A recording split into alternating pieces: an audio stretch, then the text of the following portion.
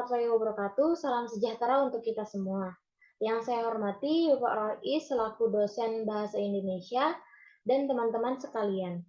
Pada kesempatan kali ini, kami kelompok 13 akan mempresentasikan hasil kerja kami yakni Jurnal Bahasa Indonesia dengan topik dampak pembelajaran daring terhadap mahasiswa di masa pandemi. Sebelumnya, saya akan memperkenalkan anggota dari kelompok 13, yakni saya, Ajra Kasira, dengan NIM P272290222135. Saya Asifah Aisyah Nuraini dengan NIM P272290222140. Saya Lutfia Rahmanda Nursyaifana dengan NIM P272290222155. Baiklah, langsung saja kita masuk pada materi yang pertama, yakni abstrak dan pendahuluan. Abstrak sendiri merupakan bagian di dalam jurnal yang berisi tentang gambaran kepada pembaca mengenai isi-isi yang berada di dalam karya tulis ilmiah secara ringkas. Seperti yang teman-teman bisa lihat, pada abstrak yang ditulis oleh kelompok kami ini terdapat pengertian dari pembelajaran daring tersebut, kemudian terdapat tujuan dari penelitian, jenis penelitian yang digunakan, beserta metodenya, dan juga hasil penelitian yang kami dapat. Selain itu juga, abstrak yang dijelaskan oleh kelompok kami berisi tentang kesimpulan dan juga saran. Pada abstrak juga terdapat kata kunci yang merupakan kata yang sering keluar atau kata yang sering muncul pada abstrak. Abstrak sendiri terdiri dari dua yang menggunakan bahasa Indonesia dan juga bahasa Inggris. Selanjutnya, pendahuluan. Pendahuluan sendiri berisi tentang latar belakang dan juga penjelasan secara singkat mengenai tujuan dari jurnal kami ini dalam rangka memutus rantai penyebaran COVID-19 sejak pertengahan bulan Maret 2020, Kementerian Pendidikan dan Kebudayaan Republik Indonesia menerapkan kebijakan pembelajaran dari rumah. Nah, di sini berisi tentang latar belakang jurnal kami itu ditulis. Kemudian di bagian paragraf kedua menjelaskan tentang pembelajaran dilakukan secara online atau daring ini memberikan banyak perubahan terhadap cara belajar mahasiswa. Kami menjelaskan tentang dampak yang terjadi akibat dari pembelajaran daring tersebut. Kami juga menjelaskan dampak positif dan juga dampak negatifnya pada paragraf terakhir.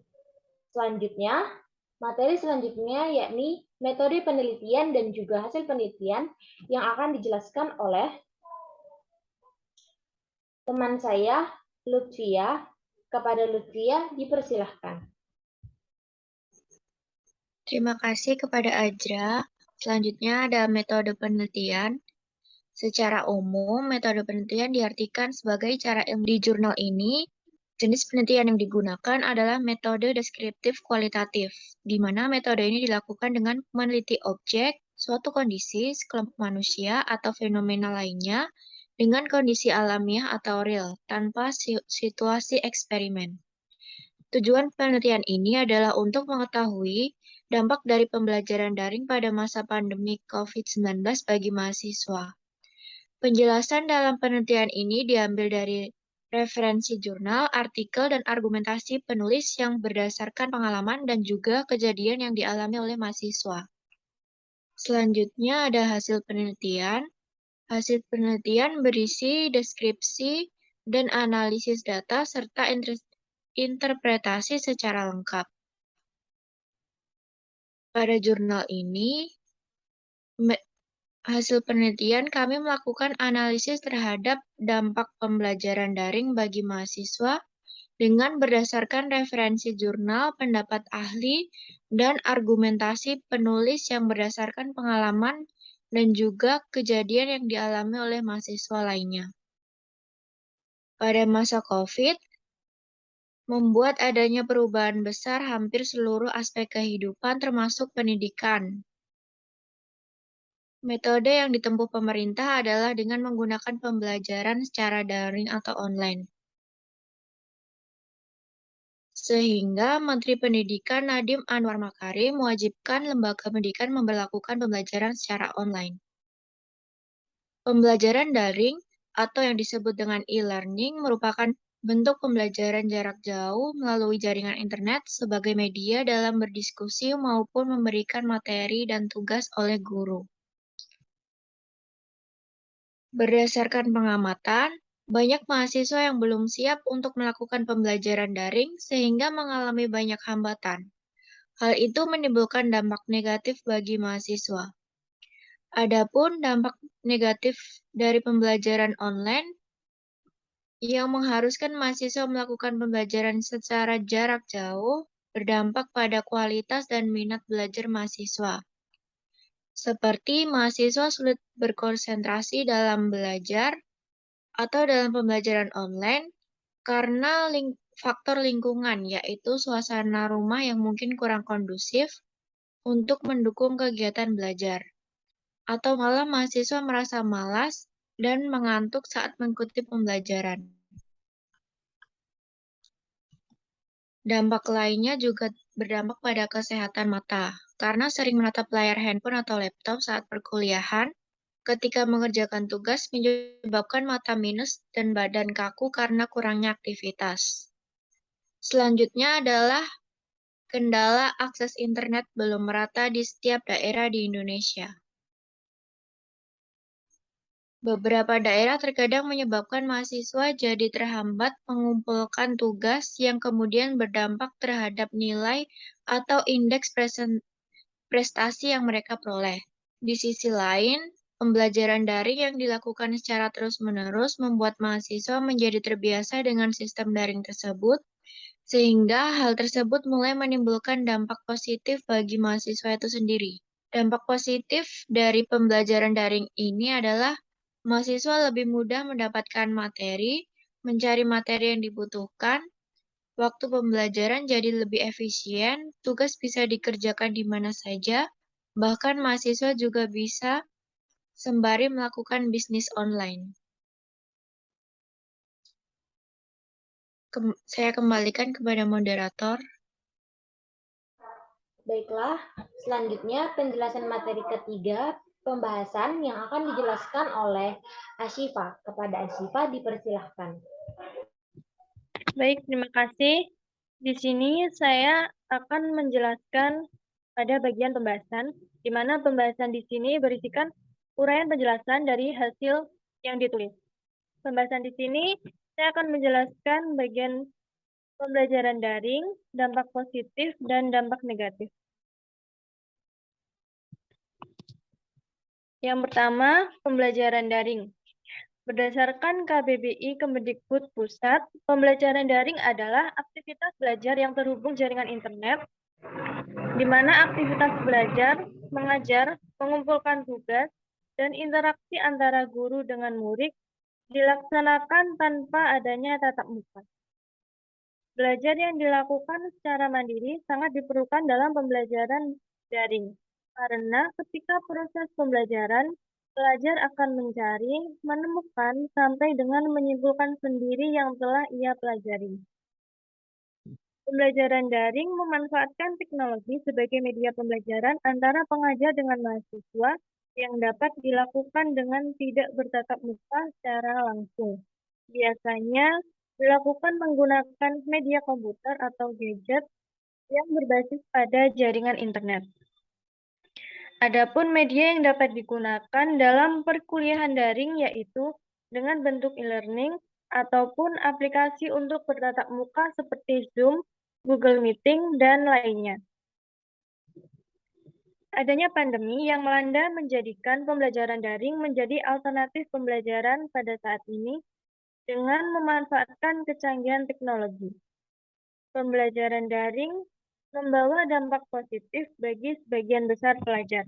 Yang pertama, mahasiswa mudah dalam mengakses dan mencari materi yang dibutuhkan. Mengapa mahasiswa dikatakan lebih mudah mengakses dan mencari materi? Karena ketika pembelajaran daring, biasanya materi akan disediakan di platform e-learning yang akan memudahkan mahasiswa dapat mengakses materi kapanpun dan dimanapun ketika dibutuhkan. Materi yang disediakan pun dapat diakses melalui komputer, laptop, ataupun gadget yang mana lebih praktis untuk dibawa di mana saja. Mahasiswa juga dapat mencari materi tambahan di internet jika dibutuhkan. Yang kedua, waktu pembelajaran menjadi lebih efisien. Mahasiswa menjadi lebih efisien dan leluasa karena pembelajaran dapat dilakukan di mana saja. Selain itu, materi yang didapatkan juga dapat diulang kembali setelah selesai proses pembelajaran.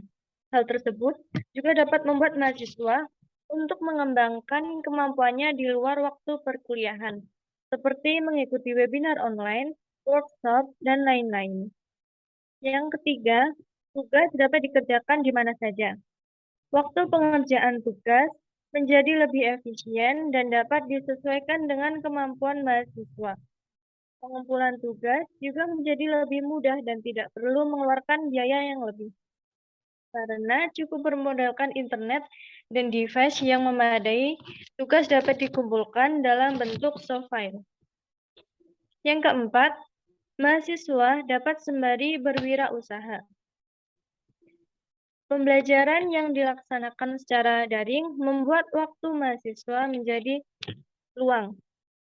Banyak mahasiswa yang mulai merintis bisnis online seperti berjualan makanan, pakaian, dan sebagainya.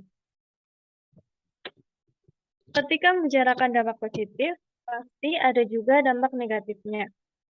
Pembelajaran yang dilakukan secara daring menyebabkan menurunnya kualitas belajar.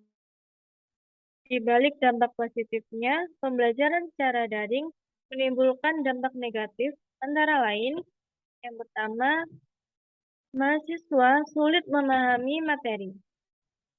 Faktor yang menyebabkan mahasiswa sulit untuk memahami materi karena ketika saat dosen menjelaskan materi melalui aplikasi Zoom atau Google Meet, mahasiswa lama-kelamaan akan merasa bosan dan malah membuka media sosial seperti Instagram, TikTok, WhatsApp, dan lain sebagainya. Kadang mahasiswa juga bisa tertidur ketika pembelajaran daring berlangsung. Yang kedua, adanya kendala jaringan. Tidak semua mahasiswa memiliki WiFi di rumah masing-masing dan belum tentu juga mahasiswa mampu membeli kuota di waktu tertentu. Selain itu, mahasiswa yang tinggal di pedalaman atau pedesaan tidak memiliki akses internet yang baik atau sulit untuk mencari sinyal. Yang ketiga, keterbatasan penggunaan teknologi. Ketika tugas yang diberikan banyak dengan waktu pengerjaan yang singkat, menuntut mahasiswa untuk memiliki kemampuan memahami teknologi dan menggunakannya dengan cepat. Bagi sebagian mahasiswa yang tinggal di daerah keterbatasan infrastruktur membuat mahasiswa kesulitan untuk mengikuti perkembangan teknologi tersebut. Yang keempat, berdampak pada kesehatan mahasiswa. Pembelajaran yang dilakukan secara daring biasanya akan diberikan tugas yang mana lebih banyak daripada pembelajaran secara luring atau offline. Hal itu dapat membuat mahasiswa merasa stres dikarenakan tugas yang menumpuk dan deadline pengumpulan yang sangat cepat. Pembelajaran yang dilakukan melalui Zoom ataupun Google Meeting juga bisa membuat badan mengalami nyeri dan kaku karena duduk secara terus-menerus. Karena saat pembelajaran online, mahasiswa duduk selama berjam-jam sehingga menyebabkan badan menjadi kebas, kesemutan, mati rasa, nyeri pada punggung, dan mahasiswa juga bisa mengalami obesitas karena mahasiswa tidak melakukan aktivitas yang menggerakkan tubuh, tidak berolahraga, dan gaya hidupnya tidak sehat. Misalnya memakan junk food atau fast food, makanan yang mengandung lemak jenuh, dan memiliki kandungan gula yang sangat tinggi. Selain itu, pembelajaran daring juga mempengaruhi kesehatan mata. Gejala yang sering dialami pada kesehatan mata yaitu adanya kelelahan pada mata bisa berair, penglihatan ganda, penurunan ketajaman visual, sakit kepala. Mahasiswa juga bisa mengalami miopi atau rabun jauh karena menatap layar laptop secara terus-menerus. Sekian dari saya kembalikan ke moderator. Baiklah, selanjutnya penjelasan terakhir, yakni tentang kesimpulan dan saran yang akan dijelaskan oleh teman saya, Lutfia. Kepada Lutfia dipersilahkan. Selanjutnya adalah kesimpulan dan saran.